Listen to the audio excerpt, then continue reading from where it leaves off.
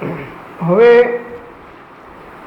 આગળ આર્ત ધ્યાન અને રૌદ્ર ધ્યાનના પરિત્યાગ રૂપ આજ્ઞા વિચય, અપાય વિચય, વિપાક વિચય અને સંસ્થાન વિચય નામના 4 ભેદવાળું તારતમ્ય વૃદ્ધિ ક્રમે અસંયત સમ્યક દ્રષ્ટિ, દેશ વિરત, પ્રમત સંયત અને અપ્રમત સંયત એ 4 ગુણસ્થાનવાળા જે જીવોને સંભવતું મુખ્યપણે પુણ્યબંધનું કારણ હોવા છતાં પણ પરંપરાએ મોક્ષના કારણભૂત એવું ધર્મ ધ્યાન હવે કહેવાય છે.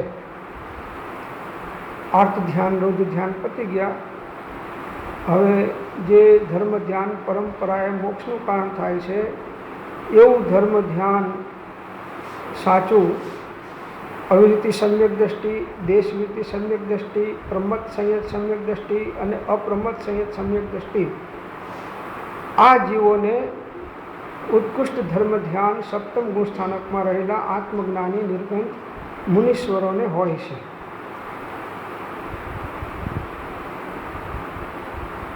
તે આ પ્રમાણે છે. પોતે મંદ બુદ્ધિ હોય, આપણી બુદ્ધિ જો મંદ હોય અને વિશિષ્ટ ગુરુની પ્રાપ્તિ ન હોય, કોઈ એવા પ્રત્યક્ષ જ્ઞાનીનો યોગ ન હોય, ત્યારે શુદ્ધ જીવાદી પદાર્થો સૂક્ષ્મ હોવાથી, આ બધા પદાર્થો બહુ સૂક્ષ્મ છે. જીવને, પરમાણુને, ધર્માસ્તિકાયને, અધર્માસ્તિકાયને, આકાશને, કાળને બધા પદાર્થો સૂક્ષ્મ છે. તો સૂક્ષ્મમ જીનોદિતમ વાક્યમ હેતુર્ભિર્યનન્યતે આજ્ઞા સિદ્ધમ તુ તદગ્રાહ્યમ ન અન્યથા વાદિનો જિનાહા. આલાપ પદ્ધતિનો શ્લોક છે, એ મૂક્યો છે. એનો અર્થ છે કે શ્રી જિનેન્દ્ર પરમાત્માનું કહેલું જે સૂક્ષ્મ તત્વ છે તે હેતુઓથી ખંડિત થતું નથી. એને કોઈ ખંડિત કરી શકે નહીં, કેમ કે પૂર્વાપર પૂર્ણ અવિરોધ હોય છે જિનેન્દ્ર પરમાત્માનું. માટે જે સૂક્ષ્મ તત્વ છે તેને જિનેન્દ્ર દેવની આજ્ઞા પ્રમાણે ગ્રહણ કરવું જોઈએ, કેમ કે શ્રી જિનેન્દ્ર દેવ અન્યથાવાદી હોતા નથી. બસ તે પ્રાપ્ત કરવા વચન કોનું સત્ય કેવળ માનવું, નિર્દોષ નરનું કથન માનો તે જેને અનુભવ્યું. આ શ્લોકનો એ ગુજરાતી છે. એટલે આવું જિનેન્દ્ર પરમાત્મા અન્યથાવાદી હોતા નથી. તો જિનેન્દ્ર પરમાત્માનું કહેલું તત્વ હોય એનો આપણી મન બુદ્ધિ હોય તો પણ બહુ વિકલ્પ કર્યા વગર સ્વીકાર કરી લેવો. જેને ગુજરાતી ભાષામાં કૃપાળદેવે કહ્યું કે વિતરાગનો કહેલો પરમ શાંત રસમય ધર્મ પૂર્ણ સત્ય છે. જીવના અનધિકારીપણાને લીધે તથા સત્પુરુષના યોગ વિના સમજાતું નથી. તો પણ તેના જેવું જીવને સંસાર રોગ ટાળવાને બીજું કોઈ પૂર્ણ હિતકારી ઔષધ નથી. બસ જીન આજ્ઞા પ્રમાણ આપણી સમજણ ના થાય તો કે ભાઈ જીન આજ્ઞામાં જીન પરમાત્માએ જે કહ્યું હોય એ મારે સ્વીકાર્ય છે. એ શ્લોકમાં કહ્યા પ્રમાણે પદાર્થનો નિશ્ચય કરવો તે આજ્ઞા વિચય નામનું પ્રથમ ધર્મ ધ્યાન કહેવાય છે. આ આજ્ઞા વિચય ધર્મ ધ્યાન. આજ્ઞા વિચય, અપાય વિચય, વિપાક વિચય અને સંસ્થાન વિચય આ 4 ભેદ ધર્મ ધ્યાનના પાડ્યા છે. આમ તો અનેક ભેદો છે, બીજા પણ સૂક્ષ્મ, પણ આની અંદરમાં બધા સમાવેશ પામી જાય છે. પરમ કૃપાળુદેવે પણ આની અંદરમાં ધર્મ ધ્યાનના પાઠ છે ને મોક્ષમાળામાં 72, 73, 74 પાઠ છે. એમાં પણ એનું સ્વરૂપ બહુ સરસ મૂક્યું છે અને એમાં પણ આજ્ઞા વિષયનું બહુ સરસ, બહુ સાદી સરળ ભાષામાં, બહુ સંક્ષેપમાં પણ બધો માર્મિક બોધ એમાં તારવીને મૂક્યો છે. 74, 75 અને 76 ધર્મ ધ્યાન.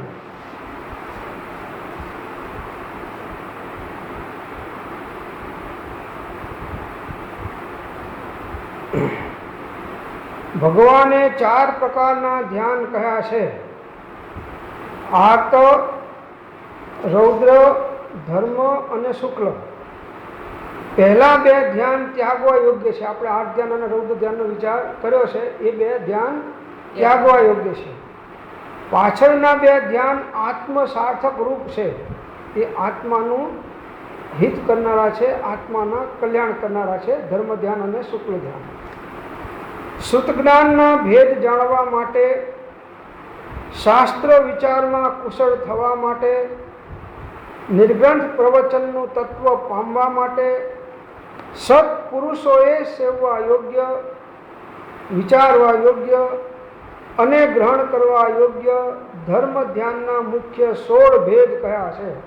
ધર્મ ધ્યાનના 16 ભેદ આ ચારની અંદરમાં આવી જાય છે, પણ જરા વિસ્તારથી અહીં મૂક્યું છે. તો પહેલા 4 ભેદ કયા? આજ્ઞા વિચય, અપાય વિચય, વિપાક વિચય અને સંસ્થાન વિચય. હવે આજ્ઞા વિચય એટલે સંક્ષેપમાં કહે છે કે આજ્ઞા એટલે સર્વજ્ઞ ભગવંતે ધર્મ તત્વ સંબંધી જે જે કહ્યું તે સત્ય છે, એમાં શંકા કરવા જેવું નથી.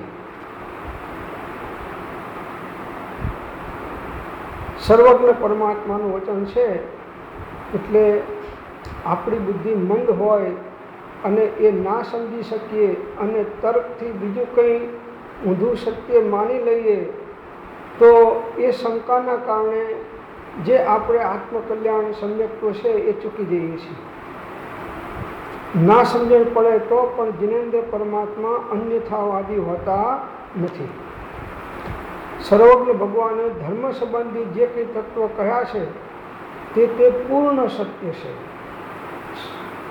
હું અનધિકારી છું, મારામાં યોગ્યતા નથી, એટલે હું એને સમજી શકતો નથી, એટલે હું અન્ય દર્શનના ધર્મના તત્વોની અંદરમાં આકર્ષાઈ જઉં છું. અને વિતરાગ પરમાત્માની વાત ચૂકી જઉં છું, કેમ કે એ કિંમત ચૂકવવી બહુ આકરી પડે છે. અને પેલામાં તો બધું ખાઓ પીઓ, જલસા કરો, ગમે તે કરો, બસ અમારું જે કંઈ તંત્ર ચાલે છે એમાં તમારું યોગદાન અનુદાન આપો એટલે તમે ગમે તે કરો તો છૂટા. તો સર્વજ્ઞ ભગવાનની વાતમાં શંકા કરવા જેવું નથી, સંપૂર્ણ સત્ય છે. માટે એમના દ્વારા પ્રરૂપાયેલો ધર્મ એ પૂર્ણ સત્ય છે. એવી શ્રદ્ધા પૂરેપૂરી રાખવી અને પોતાની શક્તિને અનુરૂપ એનું આચરણ કરવું. સર્વજ્ઞનો ધર્મ સુસર ન જાણી, આરાધ્ય પ્રભાવાણી, અનાથ એકાંત સનાથ થાશે, એના વિનાનો કોઈ બાહ્ય સાહસ. કાળની હિંતાથી, ઉત્તમ જ્ઞાનના વિચ્છેદ જવાથી, બુદ્ધિની મનતાથી કે એવા અન્ય કોઈ કારણથી મારા સમજવામાં તે તત્વ આવતું નથી. જો કાળહીન થયો છે એટલે અનેક જુદા જુદા મિથ્યા મતો ઊભા થયા છે કાળના કારણે. મહાવીર સ્વામી ભગવાનના વખતમાં 363 મત હતા અને ઋષભદેવ ભગવાનના વખતમાં આ મહાવીર સ્વામીના જીવે મરીચીના અવતારમાં જુદો પંથ કાઢેલો. એવું નથી કે એમના વખતમાં નહોતું, ઓછું હતું પ્રમાણ, હવે જરા વધ્યું છે ઘણું. તો એક આ પડતો કાળ છે, હીન કાળ છે, પંચમ કાળ છે, અથવા ધીટ હુંડાવસરપણી કાળ છે, કળિયુગ છે, એટલે હીન કાળ છે. ચોથો આરો હોય તો ત્યાં આગળ બધા આવા નિમિત્તો ઘણા પ્રકારમાં પ્રચુર પ્રમાણમાં કેવળ જ્ઞાનીઓના મળે અને આત્મજ્ઞાની નિર્ગ્રંથ મુનીશ્વર ભગવંતોના પણ એ મળે.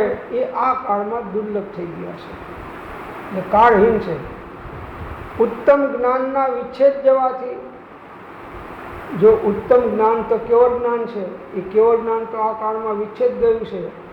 મનોપર્યોગ જ્ઞાન વિચ્છેદ ગયું છે, પરમ અવધિ જ્ઞાન વિચ્છેદ ગયું છે, સર્વાવધિ જ્ઞાન વિચ્છેદ ગયું છે. એટલે આ ઉત્તમ જ્ઞાન વિચ્છેદ જવાના કારણે સત્ય બોધ પ્રાપ્ત થવો કે સત્ય વાત વાંચવા કે સાંભળવા મળવી એ આ કાળના જીવોને પરમ દુર્લભ બની ગયું છે. ઉત્તમ જ્ઞાનનો વિચય, આ આજ્ઞા વિચય કેમ ધર્મ ધ્યાનને પાળવું, કેવી રીતે પાળવું, શા માટે પાળવું, એનો આ બોધ આપે છે.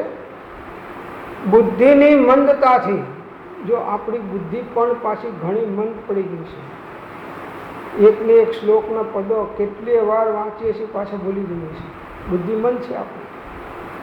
ત્યારે કૃપાળુદેવને એ બધા જે હતા એ જો કેટલી એક વખત આગળ વાંચી લે પછી ફરીને એમને વાંચવું પડતું નહીં, આટલી તેજ બુદ્ધિ, કુશાગ્ર બુદ્ધિ હતી. 1.25 વર્ષમાં 45 આગમ બધા એમને અવલોકન કરી લીધા. અને એક વખત અવલોકન કર્યા પછી ગમે તે પાના ઉપર ગમે તે વાત હોય તો એ તમને ફટાફટ બતાવી દે કે આ વસ્તુ આમ છે ને આ વસ્તુ આમ છે. આજે ત્યાં આ બધું છે. તીવ્ર બુદ્ધિ છે, કુશાગ્ર બુદ્ધિ. અત્યારે આપણી બુદ્ધિ મંદ પડી ગઈ છે, કુંઠિત થઈ ગઈ છે કે એવા અન્ય કોઈ કારણોથી મારા સમજવામાં તે તત્વ આવતું નથી. આ આત્મ તત્વ અને નવ તત્વ એ આ બુદ્ધિ મંદ થઈ ગઈ છે. ઉત્તમ જ્ઞાનીઓ પુરુષોનો યોગ નથી, કાળહીન છે, તો એના કારણે ઉત્તમ તત્વ મારા સમજવામાં આવતું નથી. તમારા કહેલા ઉત્તમ તત્વનો મેં વિચાર કર્યો નહીં, આવે છે ને. પરંતુ અરહંત ભગવંતે અંશ માત્ર પણ માયાયુક્ત કે અસત્ય કહ્યું નથી જ, કારણ કે તેઓ નિરાગી, ત્યાગી અને નિષ્પૃહી હતા. જો અરહંત ભગવાને, વિતરાગ કેવળજ્ઞાની પરમાત્માએ, તીર્થંકર પરમાત્માએ એક અંશ માત્ર પણ માયાપણે એટલે કપટથી કે જૂઠું કહ્યું નથી. જે કહ્યું છે પૂર્ણ સત્ય છે. કેમ કે તેઓ નિરાગી, સંપૂર્ણ રાગ દ્વેષથી રહિત થયા છે, ત્યાગી, બધાય પાપો, અજ્ઞાનો અને કર્મોનો, એમને ઘાતી કર્મોનો નાશ કર્યો છે, અને નિષ્પૃહી, એમને કોઈ જગતના પદાર્થની હવે સ્પૃહા રહી નથી, કેવળ જ્ઞાની થઈ ગયા છે. એટલે મૃષા કહેવાનું કંઈ કારણ એમને હતું નહીં. તેમ તેઓ સર્વજ્ઞ અને સર્વદર્શી હોવાથી અજ્ઞાનથી પણ મૃષા કહે નહીં. એટલે ખોટું કહેવાનું, બોલવાનું એમને કારણ નહોતું. અને સર્વજ્ઞ વિતરાગ હોવાથી, સર્વજ્ઞ હોવાથી, સર્વદર્શી હોવાથી, અનંત જ્ઞાની અને અનંતદર્શી હોવાથી એવો અજ્ઞાનથી પણ અસત્ય પ્રરૂપણા કરે નહીં. જો ઘણાનો આશય ના હોય પણ અજ્ઞાનતાના કારણે અસત્ય પ્રરૂપણા થઈ જતી હોય છે. એનો આશય નથી, એનો આશય તો બધા જીવોને ધર્મ પમાડવાનો છે કે ગમે એમ કહીને હું બધાને ધર્મ પમાડું, સારો ભાવ છે.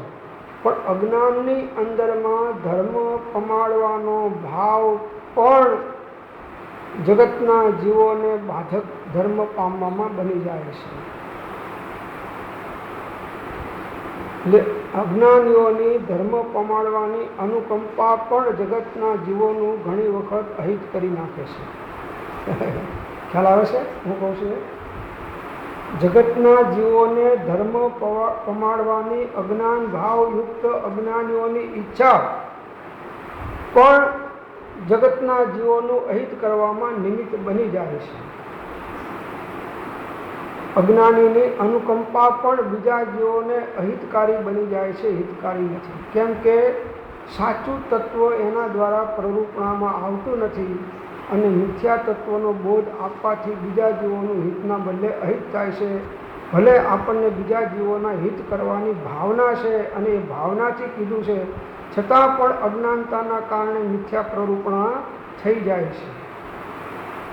ત્યારે એ મિથ્યા પ્રરૂપણા કેવળ જ્ઞાની પરમાત્માને, સર્વજ્ઞ વિતરાગ પરમાત્માને, સર્વદર્શી ભગવાનને હોતી નથી.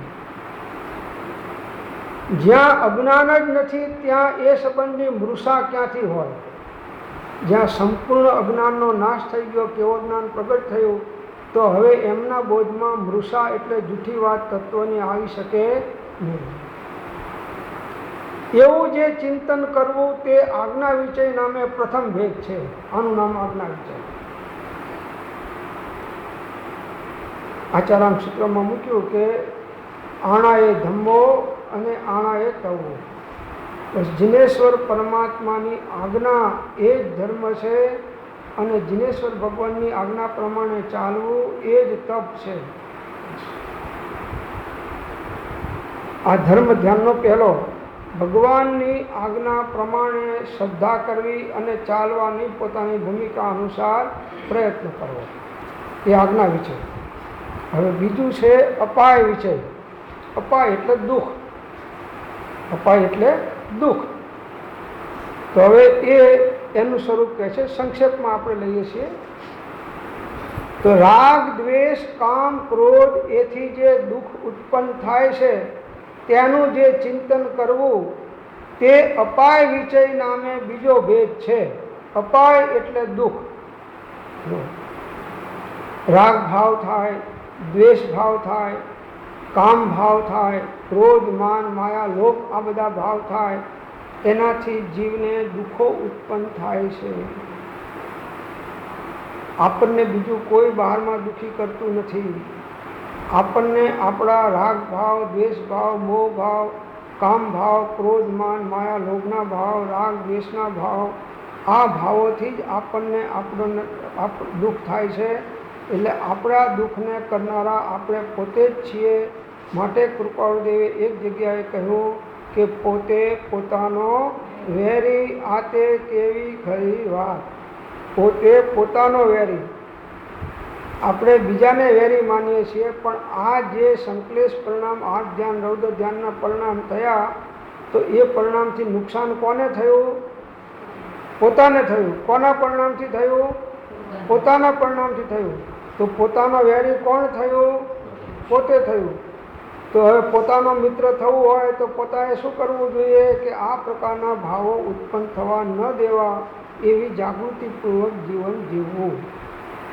એટલે મારે કામ, ક્રોધ, સબ, લોભ, મોહ પીસી ડારે, ઇન્દ્રિય હું કતલ કરી કિયો રજપૂત હૈ, માર્યો મહામત મન, માર્યો અહંકાર મીર, માર્યો મદ મત્સર હું ऐसो रन ऋतो है, मारी आशा तृष्णा पुनि पापीनी सापीनी दो, सबको संहार करी निज पद पहुँचो है, सुंदर कहत ऐसो साधु को सुरवीर કે વેરી સબ મારી કે નિશ્ચિંત હોઈ સૂતો હોય.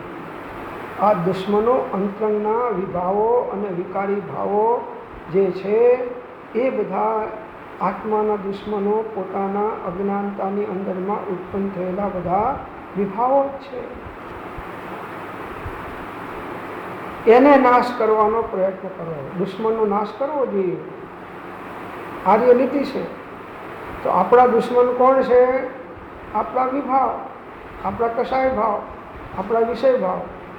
તો એ ભાવો ઉત્પન્ન ન થાય એવી જાગૃતિ રાખી અને જીવન જીવવું.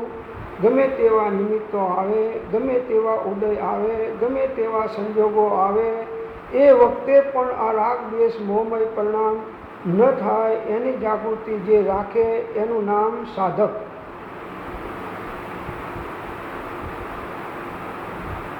તો આ બીજું ધર્મ ધ્યાન કયું? અપાય વિષય. હવે ત્રીજું ધર્મ ધ્યાન છે વિપાક વિષય. કર્મના જે વિપાક ઉદય આવે છે ને એમાં જે ફળ ભોગવવા પડે છે એનું નામ વિપાક વિષય.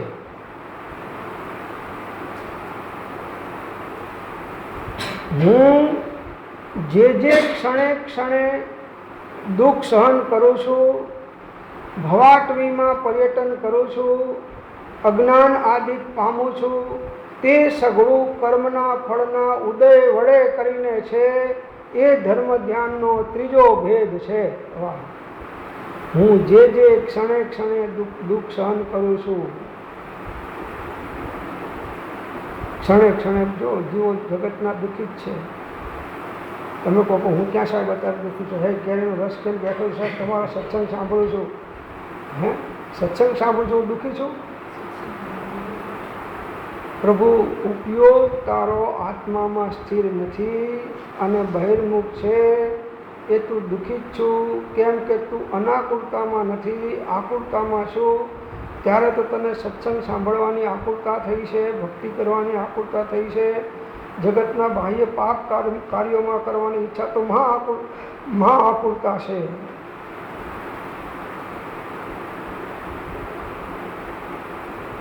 આ ભવ અટવીમાં પર્યટન ચાલુ જ છે. આપણે આપણી મુસાફરી બંધ નથી થઈ, ચાલુ છે.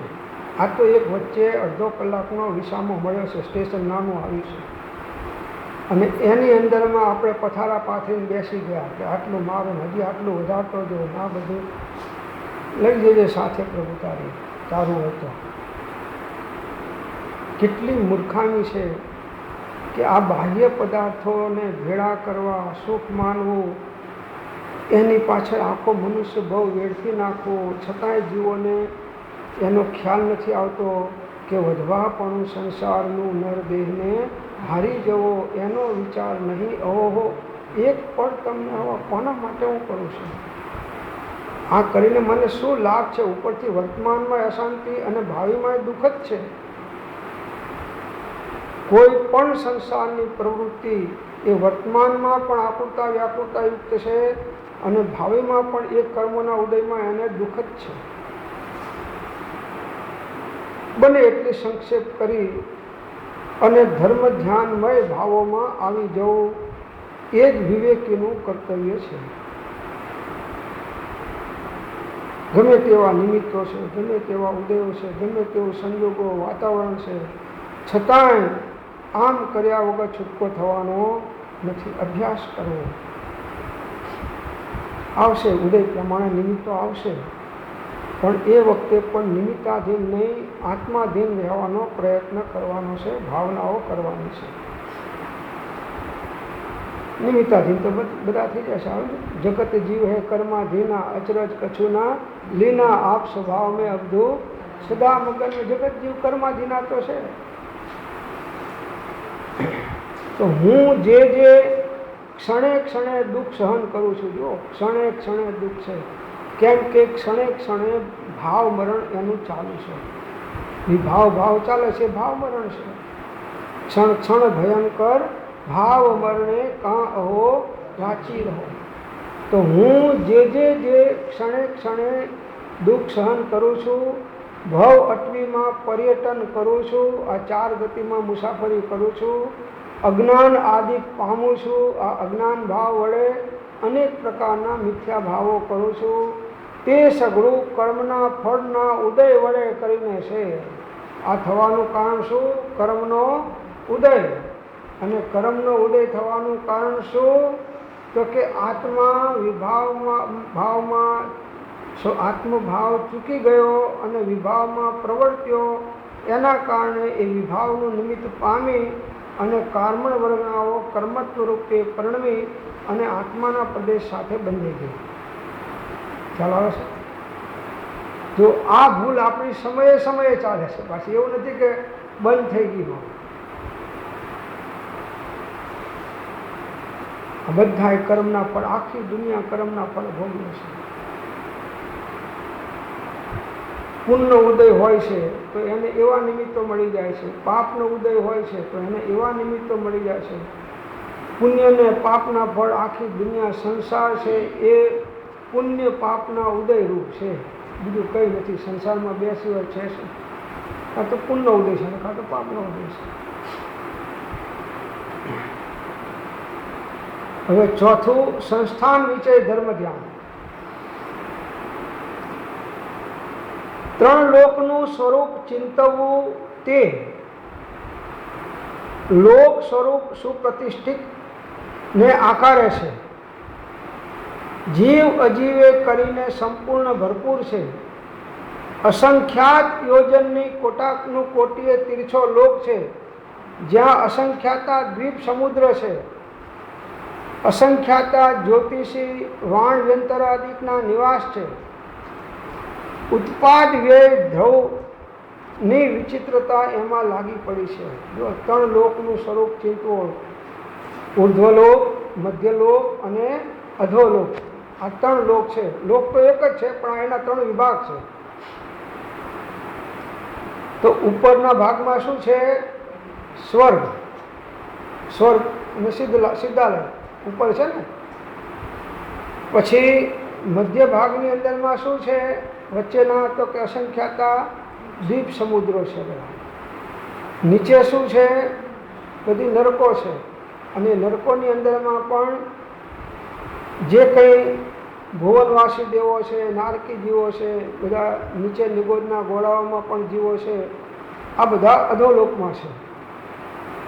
તો આનું પણ જ્યારે ધ્યાન કરીએ ત્યારે આનું પણ ચિંતન કરવું. 343 ઘનરાજુ લોક છે, એક એક નિગોદના ગોળામાં અનંત આનંદ જીવ છે. અનંતા સિદ્ધ ભગવંતો હોવા છતાંય નિગોદના ગોળાની અંદરમાં જે જીવો છે એના અનંતમાં ભાગે સિદ્ધ નથી. ચારે ગતિની અંદરમાં જીવો ઠાંસી ઠાંસીને 14 રાજલોકમાં ભરેલા છે. કોઈ પણ લોકાકાશનો એક પ્રદેશ એવો નથી કે ક્યાં કોઈ જીવનું અસ્તિત્વ નથી. આવો લોકનું ચિંતન કરવાથી ઓહો કેટલું મોટું ચક્રવર્તીનું રાજ હોય કે આખા વિશ્વનું રાજ હોય તો પણ તમે લોકનો એક નકશો જોશો તો ખ્યાલ આવશે. આ લોકના નકશાની અંદરમાં આખી પૃથ્વી કેટલી છે તો આ કાન લબડે છે ને એટલી છે. તમે નકશો જોજો, લોકનો નકશો જોશો તો એની અંદરમાં આ પૃથ્વી કેટલી છે. હિન્દુસ્તાનના કાન લબડે એટલો જ છે. હવે એ હિન્દુસ્તાનમાં તમારું મહારાષ્ટ્ર કે ગુજરાત કે મદ્રાસ કેટલું છે હિન્દુસ્તાનમાં, દુનિયાની તો મૂકી દો, હવે હિન્દુસ્તાનમાં કેટલું છે? એક ટપકું છે. એમાં મુંબઈ, અમદાવાદ કે મદ્રાસમાં તમારો એરિયા કેટલો છે એની અંદરમાં ઘાટકોપર હોય કે તમારો જે કંઈ એરિયા મદ્રાસનો હોય કે અમારો ગુજરાતનો હોય એ કેટલો એરિયા આટલો. અને એ એરિયામાં તમારી સોસાયટી કે તમારો જે પરામાં રહેતો હોય એ વિભાગ કેટલો એમાં. હવે એ સોસાયટીમાં 100 ફ્લેટો કે બંગલા છે, એમાં તમારો ફ્લેટ કેટલો? હવે એ ફ્લેટમાં તમે 6 જણા છો, એમાં તમારા ભાગમાં કેટલું? અને આપણને અહંકાર થાય છે મારો કે 1 કરોડનો ફ્લેટ છે. કે અરે બાપુ સાંભળને,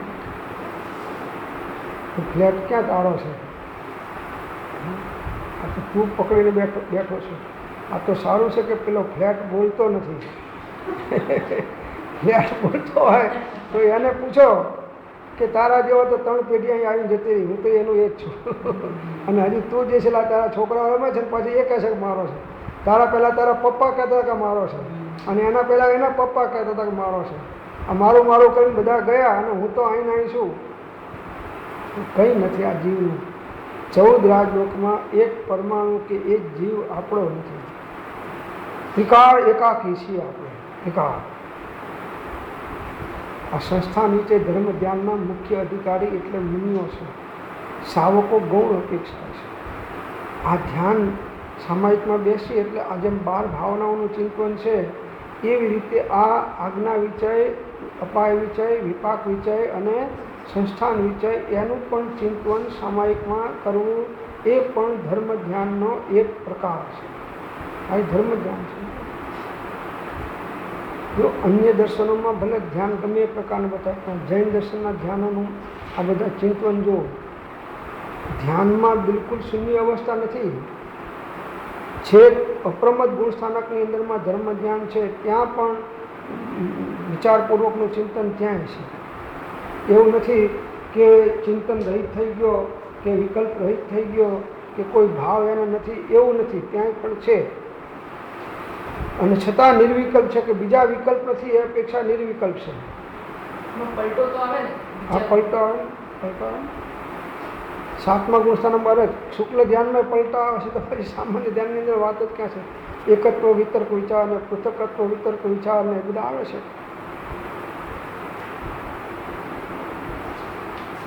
છતાં એક ધારો પ્રવાહ એક વિષય ઉપર રહે એ ધ્યાન છે. એકાગ્ર ચિંતા નિરોધો ધ્યાનમ. તો આ 3 લોકનું સ્વરૂપ ચિંતવવું તે સંસ્થાન વિશે 3 લોકનું સ્વરૂપ ચિંતવું બસ. એટલે તમને જે કંઈ પદાર્થના અભિમાન છે, મુકેશ અંબાણી કહે કે મારી પાસે અત્યારે દુનિયાનો સૌથી ધનાઢ્ય છું અને આટલા કરોડ અબજ રૂપિયા મારી પાસે છે, બધું છે, પ્રભુ તારું શું છે? તને તો એ બધું ટેન્શન છે. તારા માટે તો આર્થ ધ્યાન છે, તારા માટે ધર્મ ધ્યાન નથી. જે છે તો 3 લોકનું સ્વરૂપ ચિંતવવાથી જે આપણું નાના નાના પદાર્થોમાં જે અહમપણું, મમત્વપણું છે એ આખું છૂટી જાય છે. લોક સ્વરૂપ સુપ્રતિષ્ઠિત ને આકારે છે, આમ કેળ ઉપર આકરેલું હોય એ પ્રકારે છે. વચમાં ત્રસ નાડી છે, એમાં ત્રસદીઓ છે. અને જીવ અજીવે કરીને સંપૂર્ણ ભરપૂર છે આખો લોક. કોઈ લોકાકાશનો એક પ્રદેશ એવો નથી કે જેમાં જીવ કે અજીવનું અસ્તિત્વ ના હોય. અજીવ તો બધે છે જ, કેમ કે ધર્માસ્તિકા વ્યાપેલું છે એ અજીવ છે, અધર્માસ્તિકાએ વ્યાપેલું છે. કાલાણુ લોકાકાશના એક એક પ્રદેશ ઉપર કાલાણુ છે એટલે એ વ્યાપેલું છે, બરાબર. આકાશ તો છે જ, આ તો પાંચે અજીવ છે જ, બરાબર. હવે જીવ છે એ એક પ્રદેશ કોઈ એવો નથી કે જ્યાં જીવ નથી 14 રાજલોકમાં. હવે જીવ છે સકર્મ અવસ્થામાં તો કર્મોય છે, તો લોકાકાશનો કોઈ પ્રદેશ એવો નથી કે જ્યાં કર્મોય નથી. બસ આ જીવ અને અજીવે કરીને સંપૂર્ણ ભરપૂર છે. એટલે લોક વિશ્વ એટલે શું? તો કે 6 દ્રવ્યનો સમૂહ. હા, એક પ્રદેશમાં 6 દ્રવ્યો છે. તો લોક એટલે શું? 6 દ્રવ્યનો સમૂહ. બસ કોઈ 7મું દ્રવ્ય નથી. તમે કહો મારે અમેરિકા જવું છે, અરે તું અમેરિકા જાય કે મહાવિદ્ય ક્ષેત્રમાં જાય કે સ્વર્ગલોકમાં જાય કે સિદ્ધલોકમાં જાય, નીચે જાય, કોઈ 7મું દ્રવ્ય નથી. એના કરતાં અહીંથી શાંતિ પામણ બેસી જાય ને જ્યાં છૂટ્યા, બહુ કુદાકુદ કર્યા વગર. સાહેબ મારે બહુ આમંત્રણ આવે છે, મારે જવું પડે એવું છે, મારા વગર ચાલે એવું નથી. અરે બાપુ, આખી દુનિયા અનાદિકાળથી સ્વયં સંચાલિત છે. હોતા સ્વયં જગત પરિણામ, मैं जग का करता क्या काम, दूर हटो पर कृत परिणाम, सहजानंद रहो अभिराम, हूँ स्वतंत्र निश्चल निष्काम, ज्ञाता द्रष्टा आत्म राम. અસંખ્યાત યોજનની કોટાનું કોટીએ તીર્છો લોક છે. તીર્છો અસંખ્યાત યોજનો, જ્યાં અસંખ્યાતા દ્વીપ સમુદ્રો છે. આ ભરત ક્ષેત્રની ઘેરાયેલો લવણ સમુદ્ર છે, એના પછી બીજો દ્વીપ, આનાથી ડબલ, એનાથી પાછો સમુદ્ર છે ડબલ. એવી રીતે અસંખ્યાત વર્તુળો છે દ્વીપોના અને સમુદ્રના, અસંખ્યાત છે. આ લોકનું સ્વરૂપ વિચારીએ તોય મોહ ભાવ તૂટી જાય, રાગ ભાવ તૂટી જાય, દ્વેષ ભાવ તૂટી જાય. એમાં ઉપયોગ ગયો એટલે ખ્યાલ આવે, હો એક આટલી વસ્તુમાં બેઠો છું, આટલી જગ્યામાં, એમાં હું મોહ કર્યા કરું છું. 14 રાજલોકમાં જુઓ શું તમારું છે. દરેક દ્રવ્યના માલિક, દરેક દ્રવ્ય પોતે છે. કોઈ પણ પરદ્રવ્ય સાથે સ્વસ્વામિત્વપણાનો સંબંધ જોડ્યો તો એ દુઃખનું કારણ, આશ્રબંધનું કારણ, આકુરતા વ્યાકુરતાનું કારણ, આઠ ધ્યાન રૌદ્ર ધ્યાનનું કારણ થવાનું. કોઈ પણ પરદ્રવ્ય સાથે અહમ મમત્વપણાનો સંબંધ જોડ્યો તો એ દુઃખનું જ કારણ છે. અસંખ્યાતા જ્યોતિષી વાણવ્યંતર આદિ નિવાસ છે. ઉપર જ્યોતિષી દેવો છે, નીચે વાણવ્યંતરના નિવાસ છે. ઉત્પાદ વ્યય અને દ્રવતાની વિચિત્રતા એમાં લાગી પડી છે. બસ દરેક દ્રવ્ય, દરેક સત, ઉત્પાદ વ્યય દ્રવ યુક્તમ સત. તો દરેક દ્રવ્યની અંદરમાં ઉત્પાદ વ્યય દ્રવતાની વિચિત્રતા એમાં લાગી પડેલી છે.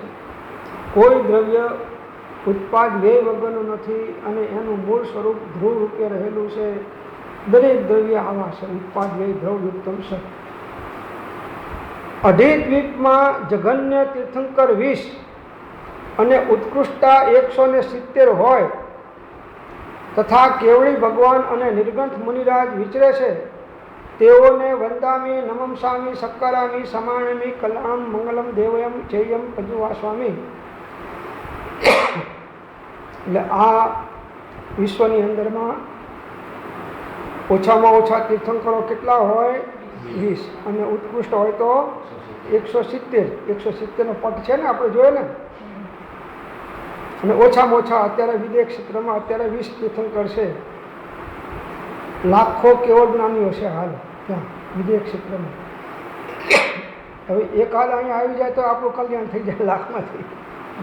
લાખ છે એમાંથી એક જ અહીં આવી જાય, આપણો બેડો પાર થઈ જાય.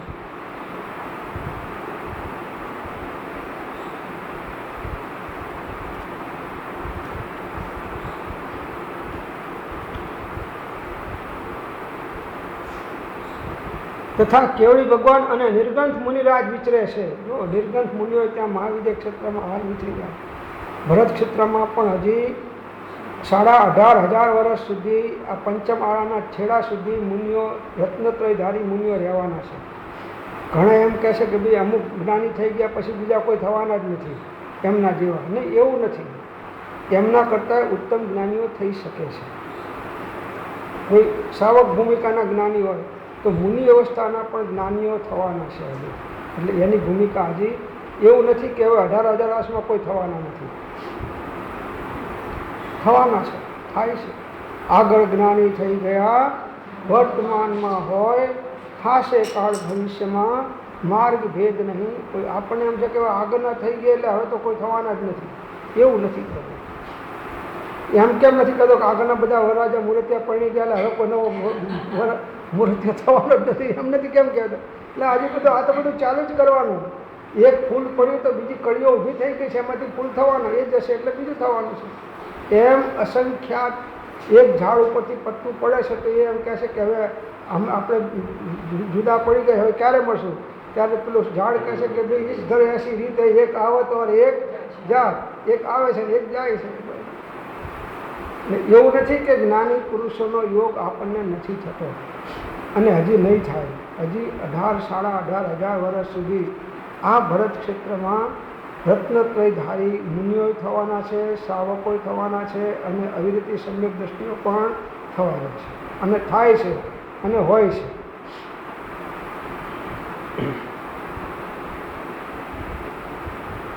એ બધાને હું વંદન કરું છું ભાવ સહિત. એમ તેમજ ત્યાં વસતા શ્રાવક શ્રાવિકાના ગુણગ્રામ કરી તે તીર્છા લોક થકી અસંખ્યાત ગુણો અધિક ઉર્ધ્વલોક છે. આ તીર્છાલોક પછી ઉર્ધ્વલોક ઉપરનો, ત્યાં અનેક પ્રકારના દેવતાઓના નિવાસ છે. ઉપરના ભાગમાં આજે તારાઓ અને નક્ષત્રો ને બધું દેખાય છે ને, ઉપર બધા દેવોના વિમાન છે. અનુત્તર વિમાનો અને અનુદિશ વિમાનો અને આ બધા 9 ગ્રેવેક વિમાનો અને આ બધા 16 સ્વર્ગ છે અને એના ઉપર આ ગ્રેવેક અને એના ઉપર આ અનુત્તર વિમાનો, આ બધા વિમાનો ઉપર છે. પછી ઈશત પ્રાગ ભારા છે સિદ્ધશિલા, અને તે ઉપર મુક્ત આત્માઓ વિરાજે છે. તેમને વંદામી યાવત પદસ્વામી, એ સિદ્ધ પરમાત્માને હું વંદન કરું છું. તે ઉર્ધ્વલોકથી કંઈક વિશેષ અધોલોક છે. ઉર્ધ્વલોક કરતાં પણ વધારે નીચે અધોલોક છે. ત્યાં અનંત દુઃખથી ભરેલા નરકાવાસ અને ભુવનપતિના ભુવનાદિક છે. અનંત દુઃખોથી ભરેલા નરક નીચે છે અને ભુવનપતિના ભુવનો પણ એની અંદરમાં ઉપરના ભાગમાં રહ્યા છે. એ 3 લોકના સર્વસ્થાનક આ આત્માએ સમ્યક્ત્વ રહિત કરણેથી અનંતી વાર જન્મ મરણ કરીને સ્પર્શી મૂક્યા છે. આ 3 લોકના બધા સ્થાનકો એક અનુત્તર અને અનુદિશ વિમાનમાં જન્મ્યો નથી, કેમ કે ત્યાં સમ્યક્ત્વની ઉત્પત્તિ હોય સર્વસિદ્ધિના વિમાનોમાં. બાકી બધે આ જીવ જન્મ્યો છે ને મળ્યો છે. તો હજી આપણને કંઈક જોવાની ઈચ્છા થશે કે લાવ તારે એક સ્વિટ્ઝરલેન્ડમાં વધુ તો બહુ છે. કાશ્મીરવાળા સ્વિટ્ઝરલેન્ડ જાય, સ્વિટ્ઝરલેન્ડવાળા કાશ્મીરમાં આવે. ઉનાળાનો વેકેશન છે, લાવ ક્યાંય જઈએ. અરે બાપુ ગઈ તારા હાથમાં જાણે ક્યાં શાંતિ છે, બીજે બહારમાં ક્યાં શાંતિ છે. બધે હોળીઓ છે, અશાંતિઓ છે. પણ જીવને અજ્ઞાન છે એટલે એને એમ છે કે ક્યાંક હું જાઉં ને ક્યાંક મને શાંતિ કંઈક મારા માટે રિઝર્વેશન કંઈક પડી રહ્યું હોય તો મને મળી જાય. અરે બાપુ તને ક્યાંય નહીં મળે. જ્યારે પણ શાંતિ જેને પણ મળે છે એને પોતાના સ્વરૂપમાંથી જ મળે છે. બહારમાંથી કોઈને કિંચિત માત્ર પણ શાંતિ, સુખ કે આનંદ મળતો નથી. આટલો દ્રઢ નિર્ણય હોવો જોઈએ તો આપણો ઉપયોગ બહારના કોઈ પદાર્થોમાં આકર્ષણ પામશે નહીં. ગમે એટલું તમને મળતું હોય, આખી 14 રાજલોકનું રાજ મળતું હોય કે 14 રાજલોકના મોટા મોટા દેવોના સુખ મળતા હોય, તો પણ તમે એને સ્વીકારશો નહીં કે નહીં, સુખ તમારી પાસે અંદરમાં છે, બહાર નથી. સુખ માટે કોઈ પરાધીન બાહ્ય પદાર્થોની જરૂર નથી કે કોઈ ઇન્દ્રિયો કે મન કે શરીરના માધ્યમની પણ જરૂર નથી. એવું અતિન્દ્રિય આનંદનું સુખ મારી અંદરમાં અનંતું ભર્યું છે કે જે અનંતો કાળ ભોગવું તો પણ એ સ્ટોક ખૂટે એવો નથી અને પૈસો ખર્ચવો પડતો નથી અને અહીંથી 4 આનાની ટિકિટ ખર્ચીને બહારગામ જવું પડતું નથી. અતિ નિર્જરતા વણ દામ ગ્રહો ભજીને ભગવન ભવન ચલહો. ક્યાં જવાનું?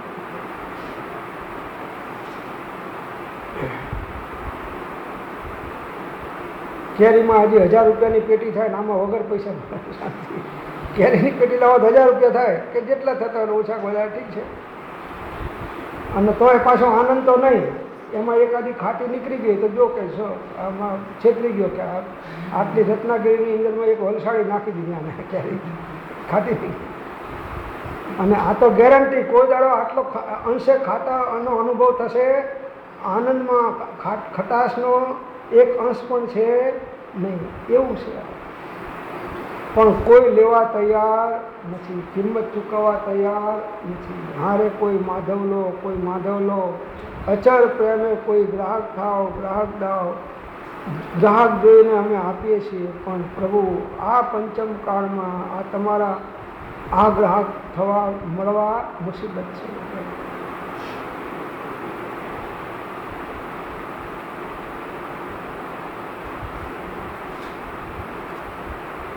BMW ગાડી હોય તેને લેનારો કોક હોય અને નાનો ન તો લાખોની લાઈન લાગશે. નાનો ગાડી છે. એમ રત્નત્રયની પ્રાપ્તિ છે એ તો BMW ગાડી છે. અને આ બાકી ધર્મના ક્રિયા વ્યવહાર ધર્મ છે જે સ્વભાવરૂપ છે એ નેનો ગાડી છે. એટલે એ લેવા તો બધું બુકિંગ ઘણું છે, ઘણાનું. પણ પેલું BMW રત્નત્રયની અભેદતા પ્રગટ થાય એનું બુકિંગ કરનારા બહુ બહુ વિરલા હોય છે. તો આવા અનંત દુઃખથી ભરેલા નરકાવાસ અને ભુવનપતિના ભુવનાદિક છે એ 3 લોકના સર્વસ્થાનક આ આત્માએ સમ્યક્ત્વ રહિત કરણીથી અનંતિવાર જન્મ મરણ કરીને સ્પર્શી મૂક્યા છે. એમ જે ચિંતન કરવું તે સંસ્થાન વિચય નામે ધર્મ ધ્યાનનો ચોથો ભેદ છે. આ બધાનો વિચાર કરવો. ઉર્ધ્વલોક, મધ્યલોક અને અધોલોકમાં કેવા કેવા જીવો ક્યાં ક્યાં કેવા કેવા દુઃખી છે કે સુખી છે, આ બધાનો વિચાર કરીએ એટલે આપણને ખ્યાલ આવે કે હું જે ભાવ કરું છું એ ભાવથી હું અધોલોકમાં જાઉં, ઉર્ધ્વલોકમાં જાઉં કે મધ્યલોકમાં જાઉં, કેવો દેહ મળે, કેવા સંજોગો મળે અને શાંતિ અને આનંદ જે અરિયંત પરમાત્મા કે મુનિઓને છે એવું મને ક્યારે મળે કે જ્યારે બાહ્ય અભ્યંતર હું એ પ્રકારે નિર્ગ્રંથ થવો ત્યારે.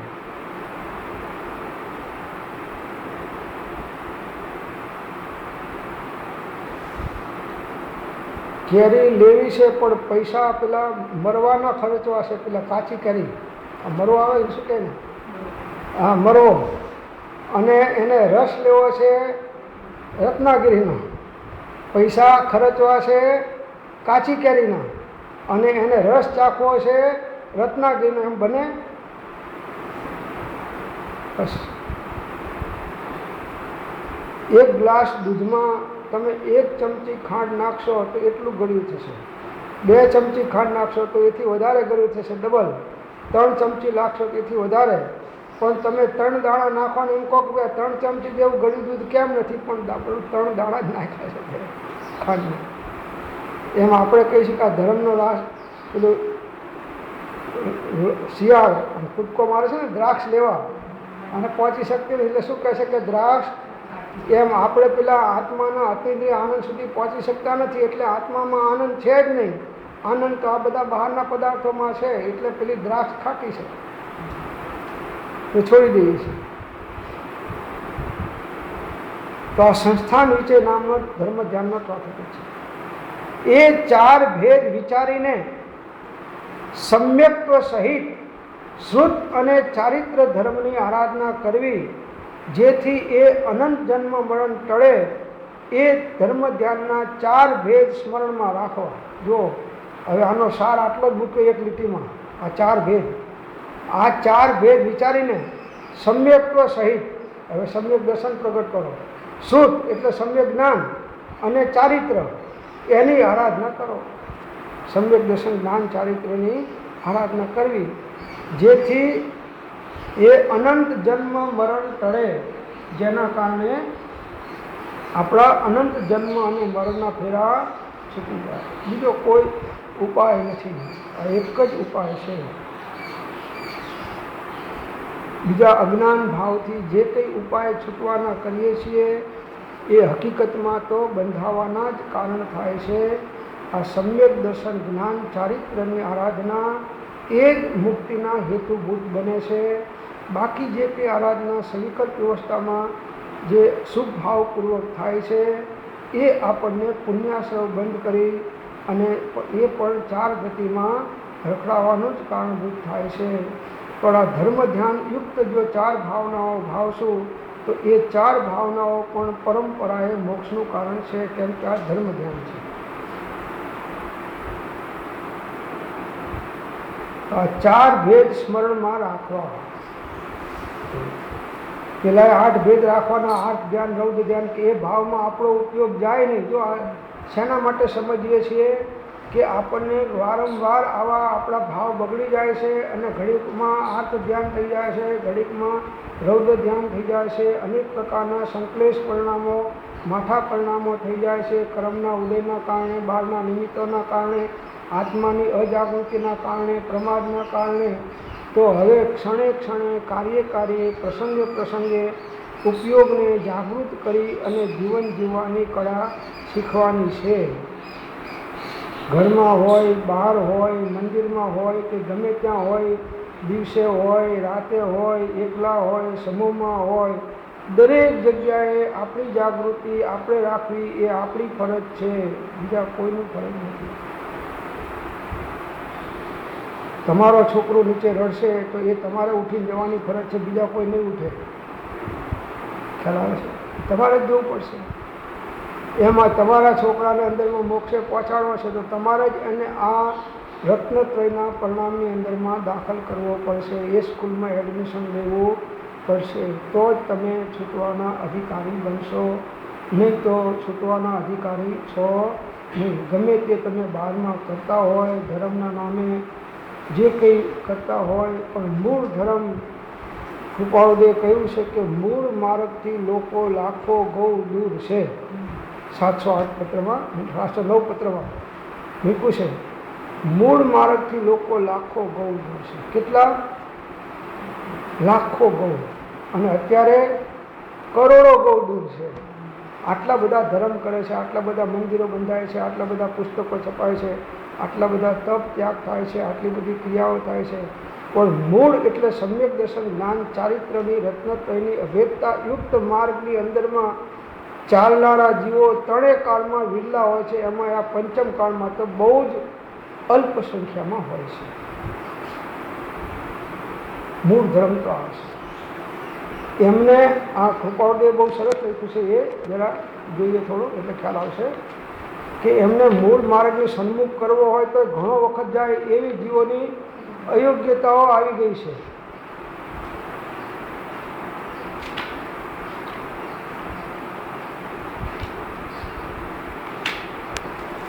હે નાથ, કાં ધર્મોન્નતિ કરવાનો ઈચ્છા સહજપણે સમાવેશ પાવે તેમ થાવો. 709 પત્ર. કાં તો તે ઈચ્છા અવશ્ય કાર્યરૂપ થાવો. અવશ્ય કાર્યરૂપ થવી બહુ દુષ્કર દેખાય છે. એમને ધર્મની પ્રભાવનાનો ભાવ છે. 100 વર્ષ પહેલાં 1952માં 125 વર્ષ થઈ ગયા. કેમ કે અલ્પ વાતમાં મતભેદ બહુ છે. અત્યારે તો ઘણા છે.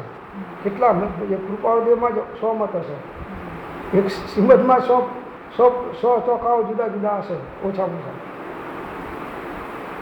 અને તેના મૂળ ઘણા ઊંડા ગયેલા છે. મૂળ માર્ગથી લોકો લાખો ગૌ દૂર છે.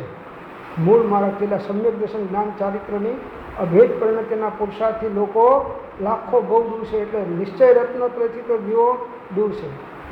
એટલું જ નહીં પણ મૂળ માર્ગની જિજ્ઞાસા તેમને ઉત્પન્ન કરાવી હોય, સમ્યક દર્શન જ્ઞાન ચારિત્ર પ્રાપ્ત કરાવવાની જિજ્ઞાસા ઉત્પન્ન કરવી હોય તો પણ ઘણા કાળનો પરિચય થયે પણ થવી કઠણ પડે એવી તેમની દુરાગ્રહ આદિ જળ પ્રધાન દશા વર્તે છે.